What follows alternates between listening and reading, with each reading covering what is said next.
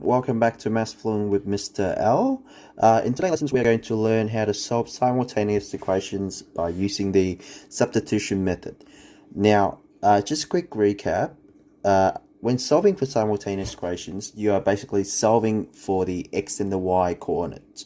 Now, if you look at this Cartesian plane that I've drawn here, you can see that when the two straight line, or basically the graph of two linear equations cut each other at one point, that point will carry the x and the y value, and that is what you're trying to solve for in simultaneous equation.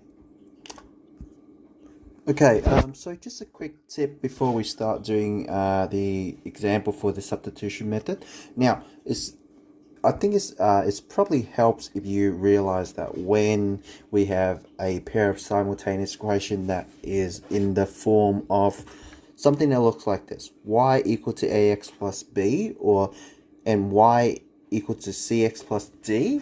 So if you see a question that looks something like this example here, y equal to 3x plus 2 and y equal to negative 5x minus 1, so it's probably worth it to use the substitution method, because either way if you use the elimination method, it's still going to work. It will still work. It will give you the same answer, but it's just easier and it's quicker to use the substitution method when you've got questions in that form.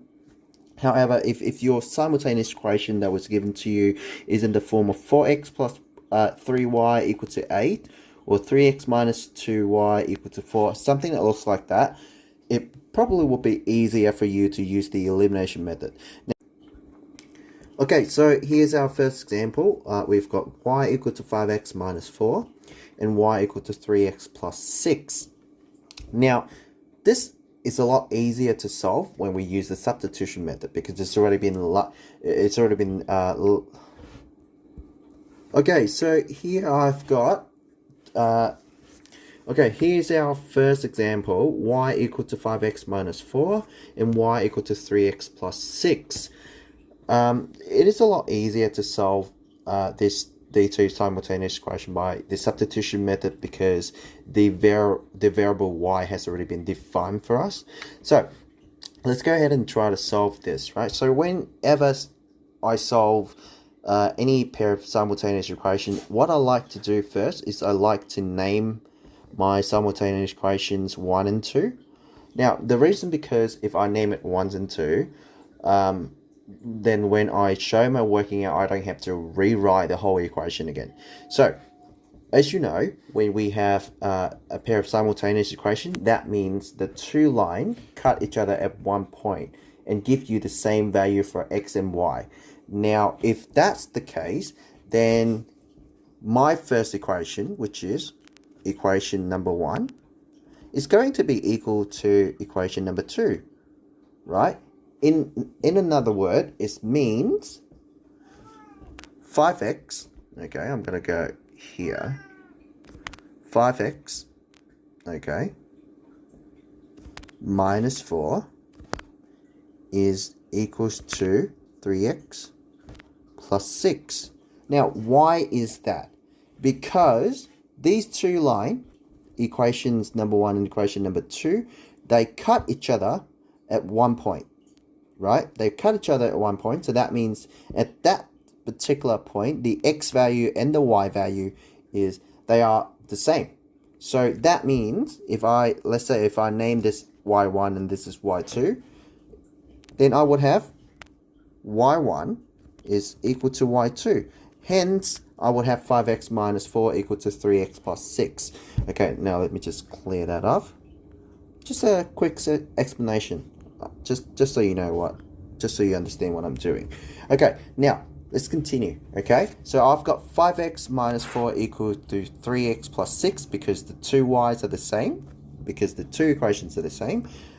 From there, I only have to solve for x. So what I'm going to do next is I'm going to just rearrange these things together, rearrange the equation. So I've got 5x minus 3x is equal to 6 plus 4. Okay, and that will give me 2x equals to 10. and hence x is going to be equals to 5. Okay, x is equal to 5. Okay, right. Now, once x is equal to 5, all I need to do, just like the elimination method, I would just have to substitute x equals to 5. Now, the way that we're going to do this, when we choose an equation to sub a value back in, we try to substitute the value back into the equation with the lowest coefficient, with the lowest numbers possible. So according to equation number 1 and equation number 2, I think equation number 2 is the easier one because it's got 3 and 6 compared to 5 and negative 4. I just think it's easier. Alright, so I'm going to go into equation number 2. You see how it helps you to not write the equation back again, because if I didn't name my equation, I would just have to write y equal to 3x plus 6. So this will save me a lot of time. Now, so once I've done that, I would have y equals to 3x. So now it will be 3 times 5, because my x is now 5, plus 6. Then that would mean y is equals to 15 plus 6, and y is equals to 21.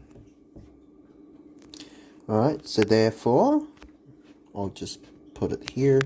Therefore, our x and y coordinate, x comma y, is equals to 5 comma 21. Okay, so here I have my second example, x minus 2y equal to 6 and x plus 6y equal to 10. Let's go ahead and try to solve this two equations by using the substitution method. Now, the first thing I would always do is to name it equation number 1 and equation number 2. So it's going to save me times later on. Now, the key here is to choose which which variable to make the subject.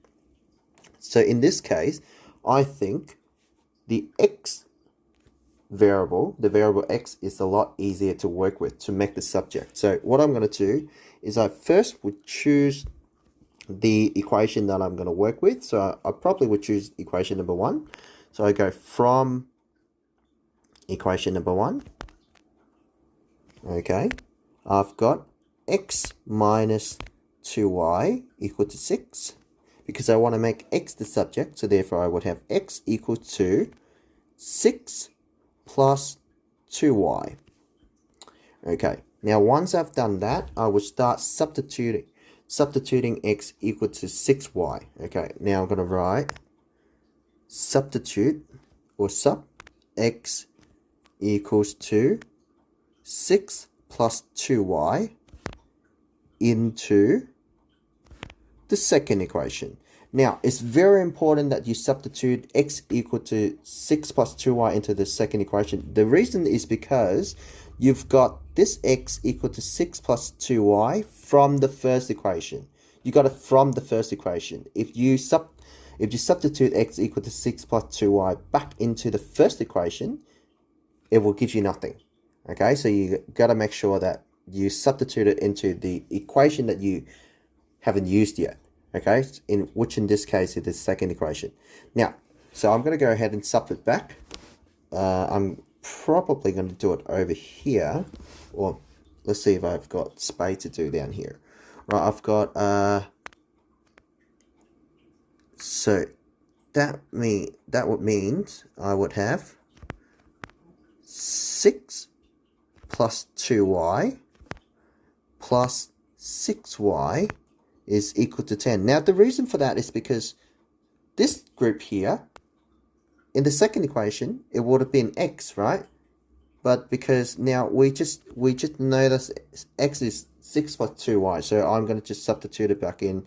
So I'm going to write 6 plus 2y plus 6y equal to 10. Right, so I'm going to keep going. So this is 6 plus ay equals to 10. All right. Now, all I need to do is to solve for y. So, ay is the same thing as 4. So therefore, y is the same thing as 1 over 2.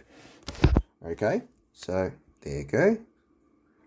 Y is 1 over 2. Okay, and once I've done that, all I need to do is I would just go ahead and substitute. Okay, sub y equals to 1/2 into. Now, here are the options. You can either substitute y back into the first equation or the second equation, or even better yet, you can even name this thing here that you just created, the subject x. When you make x the subject, you can just name it a star equation, for example. All right, so once you've got y equal to 1/2, all you need to do is to sub it back into that star equation. So I'm going to go ahead and sub it back into my star equation. I would have x is equal to 6 plus 2y is now going to be 2 times 1/2. Okay, and therefore my x is equal to 6, and hence my x comma y coordinate is the same thing as 6 comma 1 over 2. Okay, so here I have another example. I've got 2x minus 3y equal to 7 and 3x plus y equal to 5. Let's go ahead and try to solve these two equations using the substitution method. Right, so the first equation I name it 1, the second one I name it 2. Now, you can choose either from the first equation to work with, or the second equation to work, just to create to make one of the variable the subject. So I reckon from here I can see the second equation is the easy one to work with. So I'm going to go from the second equation. I would have 3x plus y equals to 5. Right? If that's the case, I want to make y the subject because y looks easier. So I'm going to go y equals to 5 minus 3x. Okay? So when's that done, right? I'm probably going to name it a star equation. So I know that when I find out the x value, I would want to substitute it back into here. So I'm going to go sub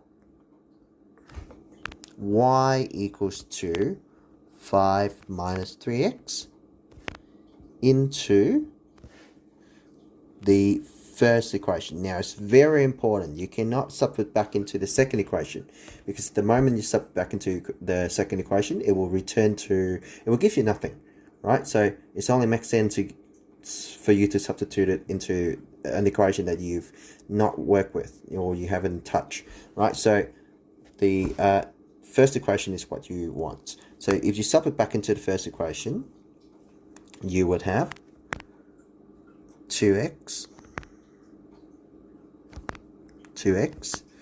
minus 3y is now 5 minus 3x is equal to 7, right? From here, all I need to do is to expand the bracket and solve for x. So I've got 2x, okay, minus 15, because minus 3 times 5 is minus 15. Minus 3 times minus 3x is plus 9x equal to 7. So all I need to do is to simplify this. That would give me 11x is equals to 15 plus 7 would be 22. Okay, 22, and therefore x is going to be equals to 2. Right, once I've done that, I'll just go ahead and substitute sub x equal to 2 into the start equation. Okay, so I would have y equals to 5 minus 3x, so it's minus 3 times 2. Therefore, y is equals to 5 minus 6, and y is going to be equal to negative 1. So therefore, your x and y coordinate is going to be equals to, x is 2 and y is negative 1, so 2 comma negative 1. Okay, so I hope that this video helps you a little bit in terms of how to solve for simultaneous equation using the substitution method. If you like the video, please leave a like and subscribe, and stay tuned for more video. See ya. Bye bye.